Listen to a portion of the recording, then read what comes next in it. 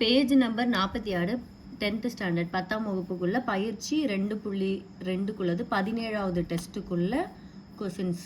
இது வந்து பயிற்சி 2.2ல முதல் கணக்கு. n ஓர் இயல் எண் எனில் அந்த எண் மதிப்புகளுக்கு 4 பவர் n ஆனது 6 என்ற இலக்கத்தை கொண்டு முடியும். 6ங்கிற இலக்கத்தை வச்சு முடிகிற மாதிரியான என்ன கேட்குறாங்க. எனக்கு இயல் எண்கள் அப்படிங்கிறது என்னது? இயல் எண்கள் எப்படி ஸ்டார்ட் ஆகும்னா 1 2 3 4ன்னு வர்றது எல்லாமே இயல் எண்கள் தான். ஸோ நான் வந்து ஒரு இதுக்கு போட்டு பார்க்குறேன். இப்போ n அப்படிங்கிற இடத்துல 1ன்னு வச்சு பார்ப்போம். 1ன்னு வச்சா 4 பவர் 1 என்னது 4ன்னு கிடைக்கும். எண்ணுங்கிற இடத்துல 2ன்னு வச்சேன்னா 4, அதாவது இந்த எண் 4n அப்படிங்கிற இந்த எண்ணுங்கிறது தான் நான் 1ன்னு வச்சுருக்கேன் அந்த அடுக்கில். அடுத்து 4 பவர் 2 16, 4 16. அடுத்து என்ன வந்து 3ன்னு வைக்கிறேன். அப்போ 4 பவர் 3, அப்போ 4 × 4 16, 16 4 64. அடுத்து என்ன 4ன்னு வைக்கிறேன். 4 16, 16 64, 64 4 256. அப்போ n பவர் 5ன்னு வச்சா அதே மாதிரி 5 தடவை 4 போட்டு பெருக்கணும் அப்படின்னா 1024ங்கிறது கிடைக்கும். அடுத்து என்ன வந்து 6ன்னு வச்சோன்னா 4 அடுக்கு 6ன்னு வச்சோம்னா 4096ன்னு கிடைக்கும். இப்போ என்ன கொஸ்டின்ல கேட்டிருக்காங்கன்னா 6 என்ற இலக்கத்தை கொண்டு முடிகிற 4 பவர் என்ன கேட்டிருக்காங்க. எதுலலாம் 6ன்னு முடியுது? இங்கே வந்து 2, அதாவது அடுக்கில் 2ன்னு வச்சா 6 முடியுது. அடுக்கில் 4ன்னு வச்சா 6ல் முடியுது. அடுக்கில் 6ன்னு வச்சா 6ல் முடியுது. அப்போது 2 2 4 6 அப்படின்னு வச்சோம்னா நமக்கு என்னது 6ல் முடியுது. ஸோ இதில் 2 4 6 8 10 12 அப்படிங்கிற மாதிரி இரட்டைப்படை எண்களாக இருக்கும். ஸோ அப்போ 2 4 6 என்ற இரட்டைப்படை எண்களாக இருக்கும்போது 4n மதிப்பு 6 என்ற இலக்கத்தை கொண்டு முடியும். அப்போ இந்த பவர் இருக்குது பார்த்தீங்களா, இது ரெட்டைப்படையில் 2 4 6 8 10 12 அப்படிங்கிற மாதிரி ரெட்டைப்படையில் வந்தது அப்படின்னா அதில் கடைசியில் என்ன முடியும்? 6ல் முடியும். இதுதான் இதோட ஆன்சர். அடுத்து 2வது கணக்கு. m மற்றும் n இயல் எண்கள் எனில் அந்த m-இன் மதிப்புகளுக்கு 2 பவர் n பெருக்கல் 5 பவர் m என்ற எண் 5 என்ற இலக்கத்தை கொண்டு முடியும் அப்படின்னு கொடுத்துருக்காங்க. இப்போ என்ன கொடுத்துருக்காங்கன்னா அந்த n m அப்படிங்கிற இடத்துல அதுவும் என்னவா இருக்குமா? இயல் எண்கள். இயல் எண்கள்னாலே என்னது 1 2 3 4ன்னு போயிட்டு இருக்கிறதா இயல் எண்கள் அப்படின்னு சொல்லுவோம். அப்போ இந்த எண்ணுங்கிற இடத்துல எம்ங்கிற இடத்துல இந்த இயல் எண்ணை போடணும். ஒரே மாதிரியான ஒரு இயல் எண்ணை போடும்போது கடைசி எனக்கு இலக்கத்தில் என்னன்னு முடியணுமா? 5ன்னு முடியணுமா?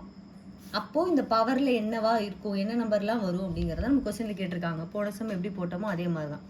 இப்போ நான் என்னங்கிறது என்ன வச்சுக்கிறேன் அப்படின்னா என்ன கொடுத்துருக்காங்க? 2 பவர் n பெருக்கல் 5 பவர் mன்னு. என்னங்கிறதையும் 1ன்னு வச்சுக்கிறேன், எம்முங்கிறதையும் 1ன்னு வச்சுக்கிறேன். அப்படியே அந்த அடுக்கில் கொண்டு போய் சப்ஸ்டியூட் பண்ணுவோம். என்னங்கிற இடத்துல 1 போட்டேன், எம்முங்கிற இடத்துலையும் 1 போட்டாச்சு. அப்போது 2 × 5ன்னு வருமா? 10ன்னு கிடைக்குது. அடுத்து எண்ணை வந்து 2ஆக வச்சுக்கிறேன், எம்மையும் 2ஆக வச்சுக்கிறேன். அப்போது எண்ணுங்கிற இடத்துல 2 போட்டுக்கிட்டேன், எம்முங்கிற இடத்துல 2 போட்டேன். 2 2 4ன்னு கிடைக்கும், 5 5 25ன்னு கிடைக்கும். அது ரெண்டையும் பெருக்குனா 100ன்னு கிடைக்குது. அடுத்து எண்ணுங்கிற இடத்துல 3 3ன்னு வச்சுக்கிறேன். எண்ணுக்கும் எம்முக்கும் 3ன்னு வச்சு போடுறேன். அப்போ அடுக்கில் 3 3ன்னு போட்டேன். அப்போ 3 9 9 3 27ன்னு கிடைக்கும் நமக்கு. இங்கே வந்து 8ல் 27 அப்படிங்கிற நம்பர் வரும். இப்போ எண்ணுக்கு 3 எம்முக்கு 3 அப்படின்னு கொடுக்குறோம். அப்போ 2 பவர் 3 பெருக்கல் 5 பவர் 3. இந்த எண்ணை மட்டும் சேஞ்ச் பண்ணுறேன். இங்கே 3 3ன்னு கொடுக்குறோம் இந்த எண்ணுக்கும் எம்முக்கும். அப்போது 2 பவர் 3 வந்து 2 2 4 4 2 8 8. 5 பவர் 3 125. இதை பெருக்கும்போது 1000ன்னு கிடைக்கும். அடுத்தது எண்ணுக்கு 4ம் எம்முக்கு 4 அப்படிங்கிறதையும் கொடுக்குறோம். அதாவது 2 பவர் 4 எண்ணுங்கிற இடத்துல 4 போடுறேன், எம்முங்கிற இடத்துல 4 போடுறேன். அப்போ என்னது 2 பவர் 4 வந்து 256னும் பெருக்கல் 5 பவர் 4 வந்து 625ன்னு கிடைக்குது. பார்த்தோன்னா 1,60,60,000 அப்படிங்கிறது கிடைக்குது.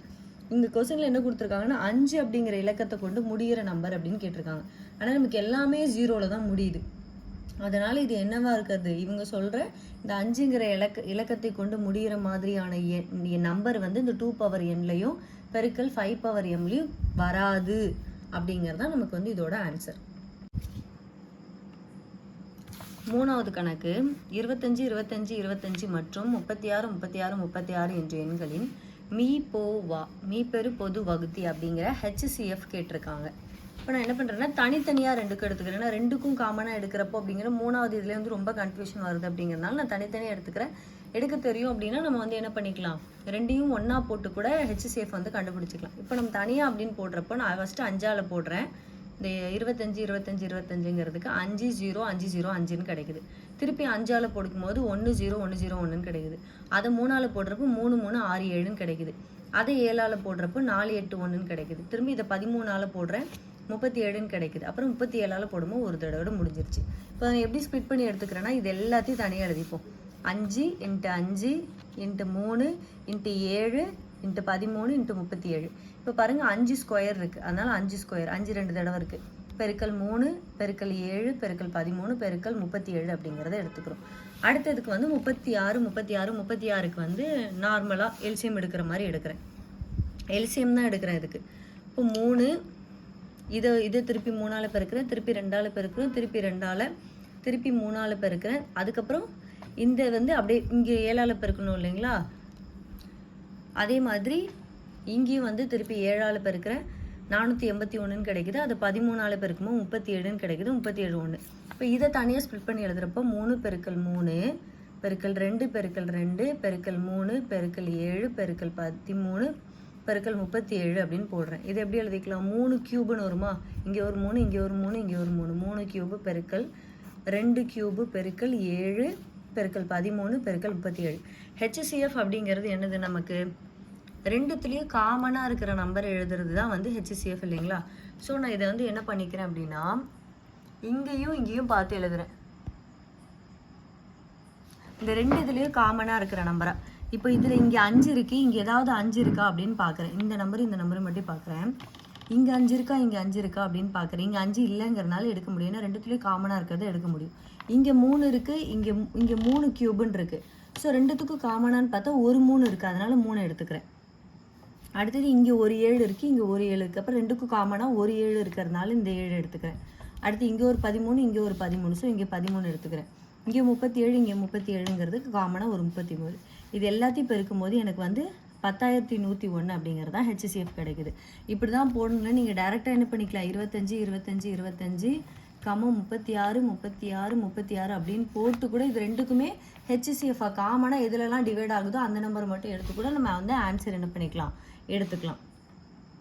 இப்போ அந்த பயிற்சியில் 4வது கணக்கு 13,824 ஈக்குவல் டு 2a பெருக்கல் 3b எனில் a மற்றும் b-னுடைய மதிப்பு காண்க அப்படின்னு கொடுத்துருக்காங்க. இப்போ இந்த நம்பர் கொடுத்து நமக்கு a b-யோட மதிப்பு கேட்குறாங்க.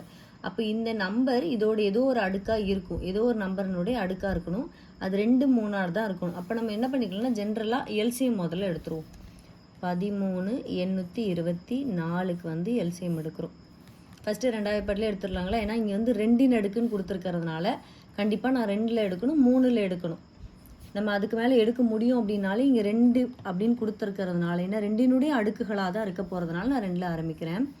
6 2 12 அப்படின்னு கிடைக்கும். மீதி 1 வருமா, 9 2 18, 2 2 2 2 4 அப்படிங்கிறது வரும். திருப்பி 2ல் போடுவோம். 3 2 6 4 2 8 திருப்பி 1 2 10 திருப்பி இந்த 1 6 2 12 அப்படிங்கிறது கிடைக்கும். அடுத்து 2 2 2 7 2 14 2 2 4 8 2 16 அப்படிங்கிறது கிடைக்கும். திருப்பி 2 அப்படின்னா 8 2 16 1 6 2 12 4 2 8 திருப்பி 2 4 2 8 3 2 6 2 2 4 திருப்பி 2ல் போட்டோன்னா 2 2 4 2 2 6 2 12 அப்படின்னு கிடைக்கும். அடுத்து எடுத்தோம் அப்படின்னா 2 2 இந்த 1 வந்து என்ன பண்ண முடியும், என்னால் எடுக்க முடியாது. அப்போ நான் 0ன்னு போட்டு 16 மாற்றி 8 2 16ன்னு எடுத்துக்கிறேன். திருப்பி 2ல் போட்டோன்னா 2 10 4 2 8 அப்படின்னு கிடைக்கும். அப்புறம் என்ன பண்ணிக்கலாம், திருப்பி 2வது பாட்டில் போட்டோன்னா 2 2 4 7 2 14. இப்போ இது திருப்பி 2ல் போட முடியாது. அப்போ என்ன பண்ணிக்கலாம், 3வது பாட்டில், ஏன்னா இங்கே 3ன் அடுக்கு அப்படின்னும் இருக்கிறதுனால என்ன பண்ணிக்கலாம், 3வது பாட்டில் போட்டுக்கலாம். 9 3 27 3 9 1 3 3 இப்போ கிடச்சிருச்சு. இப்போது இந்த 2னுடைய அடுக்குகளை நம்ம எழுதணும். 2 பவர் 7 எத்தனை 2க்கு மேலே அடுக்கு இருக்குன்னு பார்க்கணும். இப்போ பாருங்கள் 1 2 3 4 5 6 7 8 9 நம்பர் இருக்குது. அப்போது 2ன் அடுக்கு 9 பெருக்கல் 3 எத்தனை தடவை இருக்குன்னு பார்க்கணும். 1 2 3 3 எத்தனை தடவை இருக்குது, 3 இருக்குது. அப்போது இதோடைய ஆன்சர் என்னவா இருக்கும் நமக்கு, இதுதான் ஆன்சர். 2 அதாவது ஏ அப்படிங்கிறது அப்போ 9, பி அப்படிங்கிறது 3 அப்படிங்கிறது தான் நமக்கு வந்து ஆன்சர். ஏன் இங்கே 2 2ஆவே போட்டிருக்கோம் அப்படின்னா இங்கே 2 அடுக்குன்னு கொடுத்துருக்கறனால, 3 வந்திருக்கிறது 3னுடைய அடுக்கு அப்படின்னு இருக்கிறதுனால. ஸோ இப்போ இந்த ஏபி நம்ம கண்டுபிடிச்சிட்டோம். அதுதான் நம்ம ஏபின்னு எழுதிக்கிறோம். நார்மலான எல்சிஎம் எடுத்துட்டோம் அப்படின்னாலே டக்குன்னு போட்டோம்னா நமக்கு ஈஸியாக என்ன பண்ணிடும், ஆன்சர் கிடச்சிரும். அடுத்தது 5வது கணக்கு. P1 பவர் x1 பெருக்கல் P2 பவர் x2 பெருக்கல் P3 பவர் x3 பெருக்கல் P4 power x4 equal to 1,34,400. இங்கு P1 P2 P3 P4 என்பன ஏறு வரிசையில் அமைந்த பகா எண்கள் மற்றும் x1, x2, x3, x4 என்பன முழுக்கள் எனில் P1, P2, P3, P4 மற்றும் x1, x2, x3, x4 ஆகியவற்றினுடைய மதிப்புகளை காண்க அப்படின்னு கொடுத்துருக்காங்க. நமக்கு என்னது பகா எண்கள் அப்படின்னு கொடுத்துருக்காங்க. பகா எண்கள் அப்படின்னா நமக்கு என்னெல்லாம் வரும், ஒன்னாலையும் தன்னாலையும் மட்டும் வகுபடக்கூடிய எண்கள். 1 பகு எண்ணும் அல்ல, பகா எண்ணும் கிடையாது. ஸோ 2 இருக்கும், 3 இருக்கும், 5 இருக்கும், 7, அப்புறம் 8 வராது, 9 வராது, 11 வரும். இதெல்லாம் பகா எண்கள்னு சொல்லுவோம். இப்போ என்ன கொடுத்துருக்காங்க அப்படின்னா இந்த நம்பர், இந்த P1 பவர் x1 பெருக்கல் P2 பவர் x2 இதெல்லாம் எவ்வளோவா, எனக்கு 1,13,400. இது ஒன்றும் பண்ண வேணாம், சிம்பிள் தான். போன கணக்குக்கு எப்படி ஸ்ப்ளிட் பண்ணி எடுத்தோமோ அதே மாதிரி என்ன பண்ணுறோம், எல்சிஎம் எடுத்துருவோம். இப்போது 1,13,400 இதுக்கு வந்து என்ன பண்ணணும் அப்படின்னா எல்சிஎம் எடுத்துருவோம். நம்ம வந்து சிம்பிளாக சின்னதுல இருந்தே போவோம். அதனால் சின்ன நம்பர்லேருந்தே, பகா எண்கள் அப்படிங்கிறதுனால சின்ன நம்பர்லேருந்து என்ன பண்ணிக்கிறோம், இப்போ நான் 2 எடுத்துக்கிறேன், 2ஆல் போடலாம் அப்படிங்கிறதுனால. I2 10 அப்படின்னு வரும், மீதி இங்கே 1 வருமா. 6 2 12, 7 2 14, 2 0. திருப்பி 2ஆல் போடுறேன். 2 2 4, 8 2 16, 3 2 6, மீதி 1, I2 10 0. திருப்பி 2, 1 2 4 2 8, 1 2 7 2 14, மீதி 1, I2 10. அப்புறம் என்ன பண்ணிக்கலாம், இதை வந்து திருப்பி அடுத்த பகா என்ன 3ல் போடலாம், 5லையும் போடலாம், 3லையும் போடாமல் முதல்ல 3ல் போட்டுரும். 3 அப்படின்னா 4 12 அப்படின்னு கிடைக்கும். மீதி 2, 7 21, திருப்பி 2 தடவை 6ன்னு கிடைக்கும். இங்கே 1, I 15. அடுத்தது இங்கே 3, 1 3 3ன்னு கிடைக்கும். மீதி இங்கே 1, I 15, மீதி 2, 7 21, மீதி 1, I 15 அப்படின்னு கிடைக்கும். அடுத்தது என்ன பண்ணலாம், திருப்பி இது 3ஆம் பாட்டில் போடுவோம். 3 I 15, 3 6, இங்கே 1 I 15 அப்படின்னு கிடச்சிடும். இப்போ இந்த 525 திருப்பி இங்கே 3ஆம் பாட்டில் போடுவோம். 1 3 3 அப்படின்னு கிடைக்குமா, மீதி 2 வரும். அப்போ இங்கே 2 வரும். 7 21, I 15 அப்படிங்கிறது வந்து திருப்பி இதில் போட்டு பார்த்தீங்க அப்படின்னா 175 அப்படிங்கிறது வந்து 3ஆம் பாட்டில் போட்டோன்னா இதில் அடங்காது அப்படிங்கிறதுனால 5ஆம் பாட்டில் போட்டுறோம். 3 5 15, 5 5 25ன்னு கிடைக்கும். திருப்பி இது 5ஆம் பாட்டில் போட்டோம் அப்படின்னா 7 5 35ன்னு கிடைக்கும். திருப்பி இந்த 7 வந்து ஒரு தடவை போடுறோம். இப்போ நம்ம கிடைச்ச எல்லா மதிப்புகளையும் நம்ம வந்து எழுதிப்போம். பாருங்கள், 2 வந்து எத்தனை 2 இருக்குது, 1 2 3 3 2 இருக்குது. அப்போ 2 கியூப்னு எழுதிக்கலாமா அதை, இல்லை இங்கே பாருங்கள் ஃபஸ்ட்டு எழுதிடுறேன். 1 2 3 3 தடவை 2 இருக்குது. அடுத்தது எத்தனை இருக்குது, 1 2 3 4 தடவை 3 இருக்குது.